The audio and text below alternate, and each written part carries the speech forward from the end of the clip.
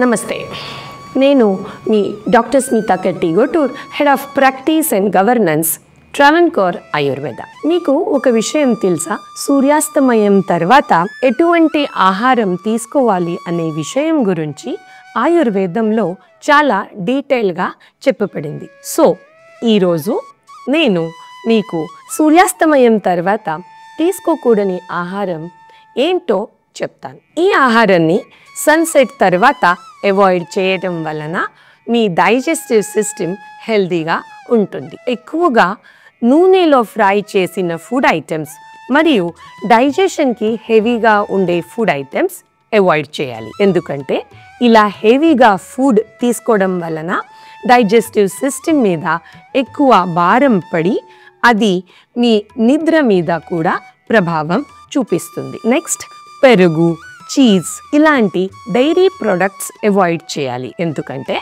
వీటిని తినడం వలన కఫం పెరిగి శరీరం మరియు మెదడు బద్ధకంగా మారుతాయి. పచ్చి కూరగాయలు, ఆకుకూరలు, దుంపలు చేర్చిన సాలెడ్స్ కూడా అవాయిడ్ చేయాలి. అంతేకాకుండా చల్లని పదార్థాలు కూడా అవాయిడ్ చేయాలి. వీటి వలన జఠరాగ్ని మందగించి జీర్ణ వ్యవస్థని దెబ్బతీస్తుంది. ఒక మాటలో చెప్పాలంటే వేడిగా ఉండి ఈజీగా జీర్ణం అయ్యే వెజిటబుల్ సూప్స్ కానీ బాయిల్డ్ వెజిటబుల్స్ కానీ తీసుకోవడం వలన జీర్ణ వ్యవస్థ మీద ప్రెషర్ పడకుండా ఈజీగా జీర్ణం అయి మీకు సుఖంగా నిద్ర కూడా వస్తుంది. సూర్యాస్తమయం తర్వాత మితాహారం తీసుకొని ఆరోగ్యాన్ని కాపాడుకుంటారని ఆశిస్తున్నాను. సుఖినో భవంతు.